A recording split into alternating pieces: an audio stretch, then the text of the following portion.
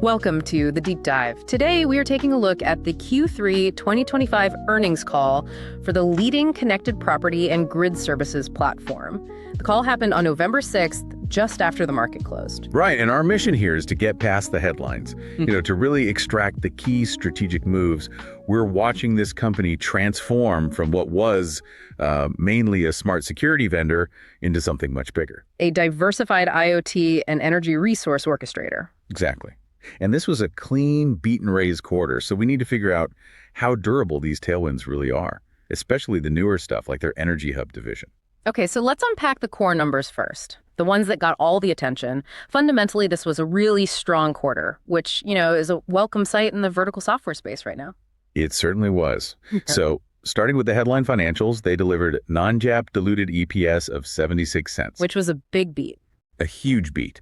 The consensus was 62 cents. So that's a 14-cent surprise, up over 20% year over year.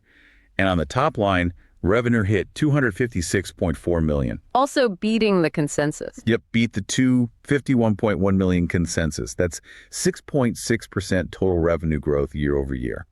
And as we always say here, the real story, the value, it all comes down to recurring revenue. How did the high-margin SaaS part of the business do? That engine is just humming along. Yeah. SaaS and license revenue grew 10.1% year over year. It's at $175.4 million now. Management made a point to say that this kind of consistent growth plus a 94% renewal rate proves how sticky the platform is. Even with headwinds like a slower housing market. Exactly. But, despite these clean numbers, the initial market reaction was a bit strange. The stock actually dipped after hours before it started to rally the next day. What was behind that hesitation? Yeah, that was interesting. The initial reaction was definitely cautious. The stock fell about 1.3% after hours. I think it was tied to some temporary margin comments that we can get into. Okay.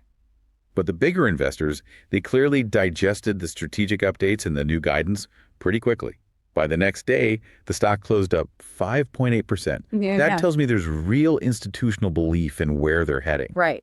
Belief in the growth initiatives. Exactly. All right, so let's dig into that. The profitability and the margin story.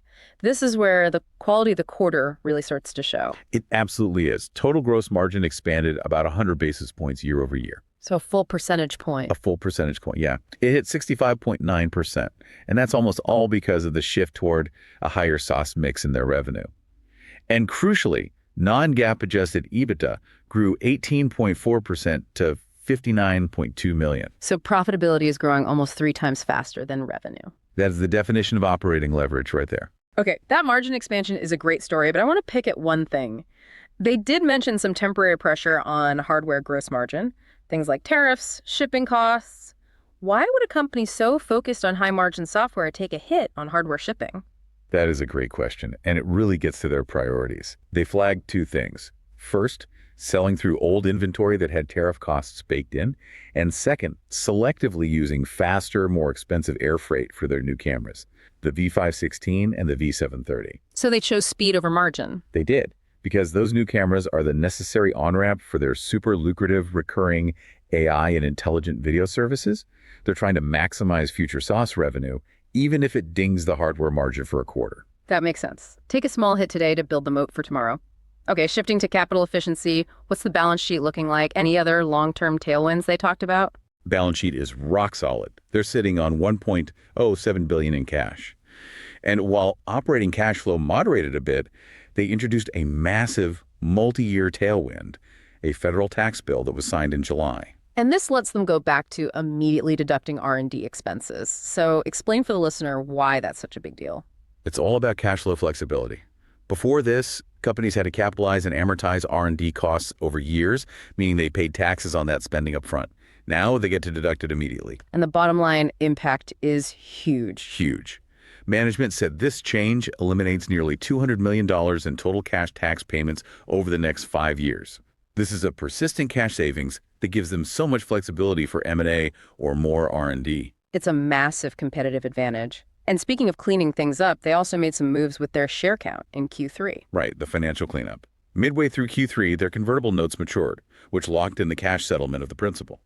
The key takeaway for you, the listener, is this removed 3.4 million dilutive shares from the calculation. Fewer shares means higher EPS visibility. Exactly. It's a nice non-operational boost to their financials going forward. Okay, let's pivot to the growth story. The market seems to be valuing this company more and more on these strategic growth initiatives. What are they and how fast are they actually growing? So these are the three big ones: commercial, international, and EnergyHub. They're the premium engine. Together, they're about 30% of total SaaS revenue, and they're growing in the 20 to 25% year-over-year range. Which is more than double the core business. Right. It shows the internal pivot is working. They're putting money where the highest returns are. Let's focus on EnergyHub. This is the piece that really turns them into an orchestrator of what they call distributed energy resources, or DERRs. They are leaning into this grid services opportunity so hard.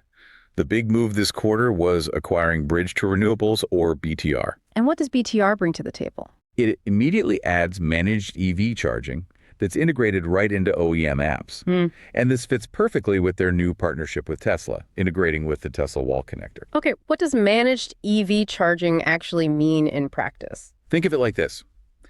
It lets the utility, through the EnergyHub platform, temporarily slow down an EV's charge rate when the grid is super stressed. Like on a hot summer afternoon. Exactly. So instead of building a whole new power plant just for those few peak hours, the platform coordinates millions of devices, EVs, batteries, thermostats, to gently reduce the load. EnergyHub is that control layer. It turns all these consumer devices into a virtual power plant, a VPP. And BTR gives them a bigger footprint in the EV part of that VPP? A huge footprint, yeah. And the EV sector is just exploding. That concept, the virtual power plant, that feels like the real long-term story here. How much room to run are we talking about? The headroom is just massive. Management pointed out there are about 45 million connected thermostats in North America, but only a tiny fraction, like 3 to 5%, are in a VPP program right now. So the runway is enormous. Enormous. But the real catalyst is the mindset shift at the utilities. They're moving past just piloting these programs. They're now making VPPs a committed, necessary part of their long-term capacity planning. It's cheaper and faster than building new power plants. All right, let's switch to the high-tech side. AI and video, this is how they justify those premium margins, right? Turning cameras from passive recorders into active security. For sure. The new ADC V730 Spotlight camera and the OpenEye suite are all about this.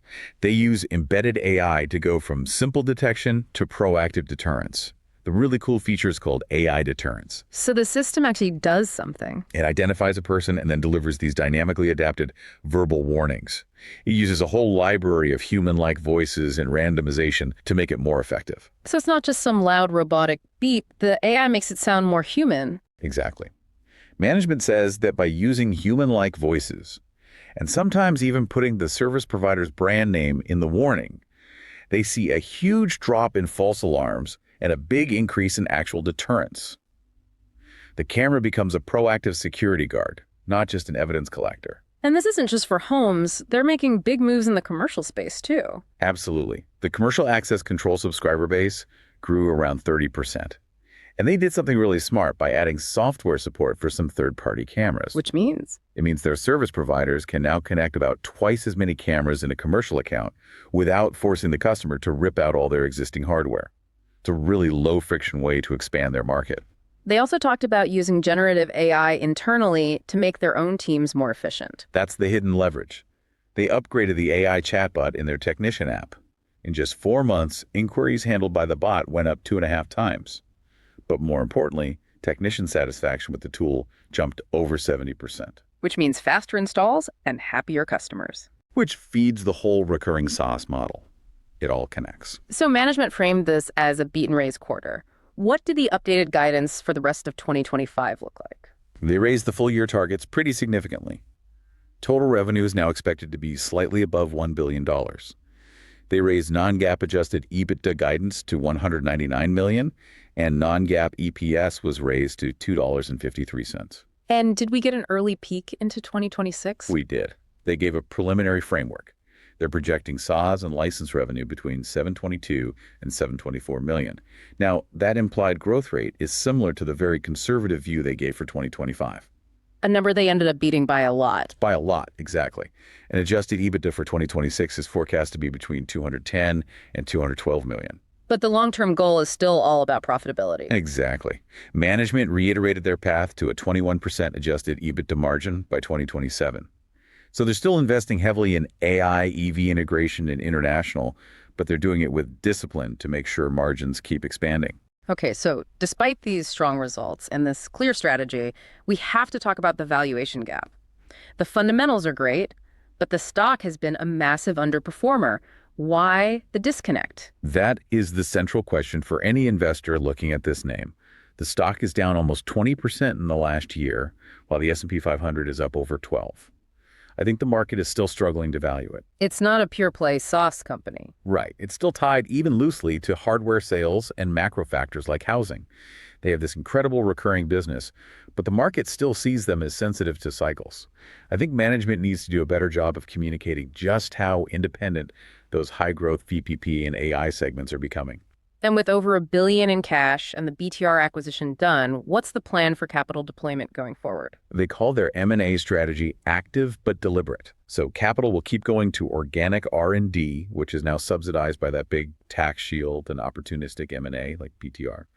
And they'll keep buying back stock. And no plans to get into crypto or anything like that? No. They were asked directly and confirmed they have no plans to deviate into digital assets. They're staying focused on their core platform. Right. We are closing out our deep dive with the segment where we pitch an outrageous but plausible trade idea based just on the commentary from this call. And a reminder, this is not investment advice. Please consult a professional. The thesis is simple. The market is seriously undervaluing how fast the EnergyHub division can accelerate. Management's first look at 2026 SaaS guidance is just too conservative. It implies only 6% core growth, which is the same lowball number they started with for 2025 before blowing it away. So the catalyst is the secular pressure from data centers and EVs, forcing utilities to adopt these VPP solutions faster than anyone expects. Exactly. They're being forced to move from pilots to committed capacity. So if that's the catalyst, what's the trade? The outrageous but plausible trade. Buy out of the money, long-dated call options targeting a $70 price by late 2026. This is a leverage bet that the 20 to 25% growth in EnergyHub is actually too low. As the BTR and Tesla integrations ramp up, I think they'll be forced to significantly raise that 2026 SaaS outlook within the next couple of quarters. And that will trigger a re-rating. A massive re-rating. The stock will stop being valued like a cyclical hardware company and start being valued like a necessary high-growth infrastructure platform. So, quick recap. Q3 was a clean beat and raise, SaaS durability is strong at 10.1% growth, and profitability is accelerating even as they strategically absorb some temporary hardware margin hits. And the strategy is crystal clear. Use the high-margin SaaS mix to drive leverage, use AI to create real value in video, and just pour gas on the fire of the high-growth EnergyHub business with smart acquisitions and key partnerships. Final provocative thought for you to explore. We heard that utilities are already shifting from slow-moving pilots to committed capacity for virtual power plants. So how quickly can the other 40-something million connected devices out there get integrated into this grid services ecosystem over the next 18 months? That acceleration is the critical variable the market is missing right now.